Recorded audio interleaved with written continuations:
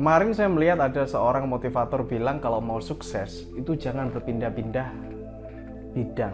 Itu pun juga dulu saya lakukan gitu. Jadi saya tidak berpindah-pindah bidang, tapi kok nggak sukses-sukses juga gitu. Saya mungkin boleh ya sharing di video ini. Yuk, selamat datang di channel saya.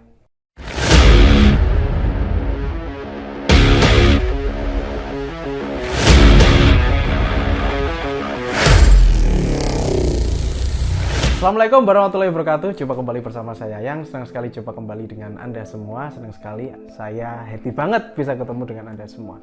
Yang saya bahas di sini adalah yang mana sih yang bener Mas ya? Apakah kita harus fokus di satu bidang, kita geluti terus di situ, atau kita berpindah-pindah hingga menemukan yang cocok gitu ya?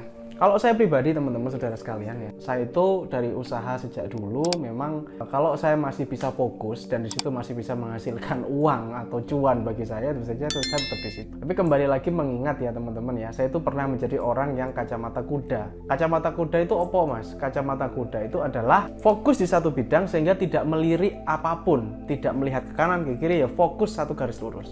Kalau pas di saat itu ya bisnis yang kita geluti itu ternyata menyenangkan ini dalam arti juga ada keuntungannya, ada cuannya, ada keuntungannya. Terus di situ kita juga merasa happy. Ini kan yang susah nih happy nih. Karena banyak sekali pekerjaan yang penghasilannya besar itu kadang nggak happy, kadang stres kayak gitu ya. Kalau ternyata di situ saya bisa happy, saya bisa menghasilkan uang yang besar, yang cukup lah istilahnya, itu ya saya pertahankan. Tapi kalau ternyata di situ itu rasa stresnya ya itu luar biasa sehingga saya mungkin menjalankan itu dengan hati yang kayak nggak srek ya, karena kan kita selalu mengikuti kata hati ya. Kata hatinya bilang enggak ya saya pertimbangkan untuk saya segera keluar dari usaha itu, dari bisnis atau apa yang saya jalankan itu. Memang kalau dibilang orang berarti Mas yang ini nggak bertahan dong dalam usaha. Saya pernah jalankan usaha itu 2 tahun, 3 tahun, 5 tahun juga pernah dalam satu bidang usaha. Tapi kembali lagi, saya bukan orang yang terlalu idealis. Orang itu kan macam-macam ya, ada yang idealis banget. Ada orang itu gini, kalau misalkan dia buka kafe, dia bisnisnya food and beverage, jadi kafe-kafe kayak gitu, bikin rumah makan, restoran, kafe. Dia merasa kalau skillnya itu cuma di situ tok, sehingga dia merasa kalau enggak bisnis kafe nggak mungkin dia sukses, nggak mungkin dia berhasil. Ada yang seperti itu, idealis, mengkhususkan dalam satu bidang usaha saja. Nah kalau saya cenderung saya mengikuti tren apa yang hari ini sekiranya bisa menghasilkan uang atau keuntungan. Jadi saya adalah orang yang adaptif gitu. Kalau saya itu nggak terlalu idealis, pokoknya saya ini berarti ya saya bisanya cuma ini ya saya melakukan ini, itu saya bukan orang seperti itu. Ini kalau saya pribadi ya, saya tuh orangnya kalau misalkan ada orang buka usaha ini dan laris, saya akan cari tahu caranya. Saya akan cari tahu apa formulanya dia kok bisa laris. Saya bedah. Walaupun saya tidak memiliki skill atau keahlian apapun di usaha tersebut, tapi saya melihat di situ kayaknya ada peluang deh. Kayaknya kalau dia bisa kan harusnya aku bisa gitu ya. Jadi ada rasa optimistis di situ. Sehingga saya walaupun tidak memiliki ilmu di situ, saya tetap ingin terjun ke situ. Karena dunia sekarang kan akses informasinya banyak, ada dari YouTube, ada dari artikel, blog dan sebagainya, banyak sekali informasi yang bisa kita dapat hari ini. Mewawancarai orang yang sukses pun, yang sukses di bidang tersebut itu juga jadi sebuah ilmu bagi saya. Artinya saya adalah orang yang fleksibel. Saya tidak tahu dengan Anda. Nah, idealis yang terlalu idealis, ya mohon maaf, itu bisa membunuh loh. Begitu juga dengan fleksibilitas yang terlalu cepat berganti, itu juga bisa membunuh. Jadi mana yang terbaik ya saya nggak tahu ya. Kalau bagi saya sendiri, saya menyukai ini, adaptif. Artinya apa yang bisa saya lakukan hari ini itu belum tentu nanti di tren ketika anak saya besar. Misalkan anak saya udah umur 20 tahun gitu, sama dengan bisnis bapaknya. Itu kita nggak bisa gitu. Ya siapa tahu di zaman anakku nanti itu bisnisnya udah beda gitu ya. Cara pola pikirnya orang-orang, marketnya udah beda dan sebagainya. Medianya untuk promosi mungkin juga beda ya. Ya kita, kalau saya sih adaptif. Saya ada peluang apa, bisnis apa yang sekiranya mungkin di saya bisa masuk akal dan kayaknya saya bisa. Walaupun nol ilmu, saya tetap lakukan. Kalau saya sih pribadi seperti itu. Saya terus ingin menjadi bodoh gitu ya. Karena kalau saya nanti jadi pinter, maka saya itu jadi malas belajar. Saya malas ngulik. Karena saya merasa saya bego, saya merasa saya bodoh, ya saya akhirnya belajar dan terjun di situ. Nah, beberapa pengalaman saya yang ingin saya share kepada Anda ini, kepada teman-teman adalah saya itu sering gagal ketika saya mencoba seperti itu. Jadi beda dengan karakter idealis tadi yang dia itu kalau bisnis itu banyak berhasilnya karena dia emang idealis banget dengan usahanya, dengan apa yang skill dia punya. Beda dengan orang kayak saya ini, super fleksibel.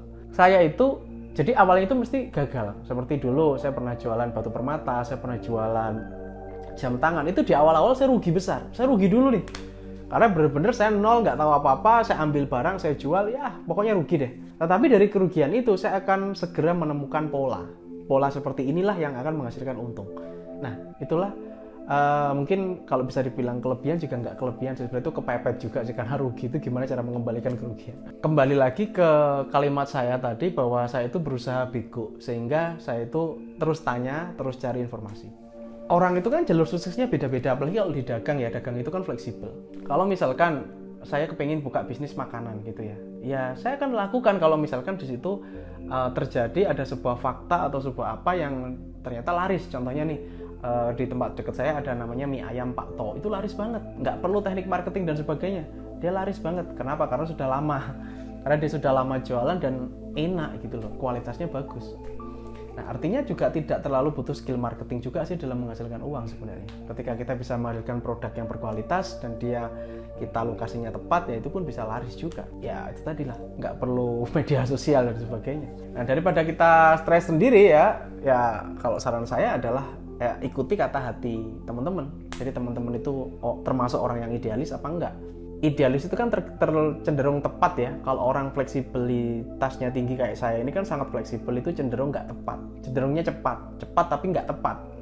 Cuman kalau punya skill yaitu mencari pola, yaitu tadi ketika berarti kalau jualan ini berarti aku bakal rugi, berarti aku harus ganti jualanku dengan ini, tetap di bidang yang sama.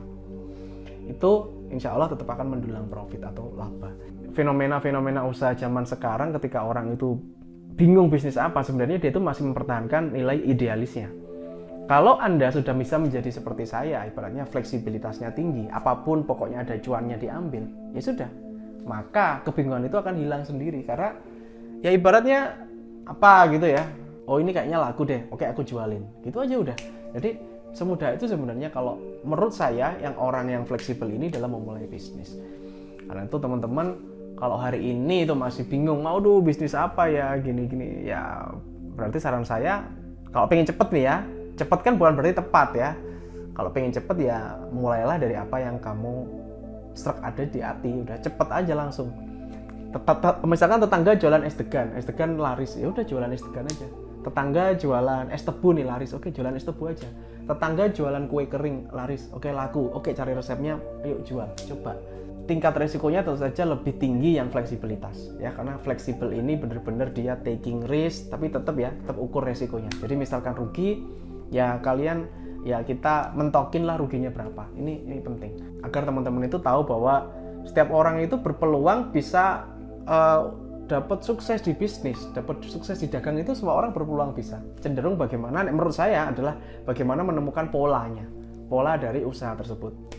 Pola mana yang laris, mana yang nggak laris. Oke, berarti barang yang nggak laris kita singkirkan, kita fokus ke barang yang laris. Udah, semudah itu kalau menurut saya ya, sudah sesimpel itu dengan kita mencocokkan market atau kemana kita melempar barang jualan kita. Sudah, itu menurut saya itu seperti itu. Jadi sebenarnya bisnis itu nggak ribet. Yang ribet itu adalah ketika kita mempertahankan ego kita dan idealis kita terlalu sempurna. Kita kepingin bisnis itu pasti untung di awal. Menurut saya, kalau saya sendiri, saya agak susah untung di awal. Karena saya itu selalu mencoba atau bereksperimen. Kalaupun saya rugi, saya akan mencoba mencari formula gimana untung. Nah, itu saya banget gitu. Kalau kayak gitu tuh ya, cenderung cepat dan action. Oke, itu kalau saya itu sharing ya teman-teman ya, semoga bermanfaat. Oke, salam laris manis, have a nice day and good luck. Assalamualaikum warahmatullahi wabarakatuh.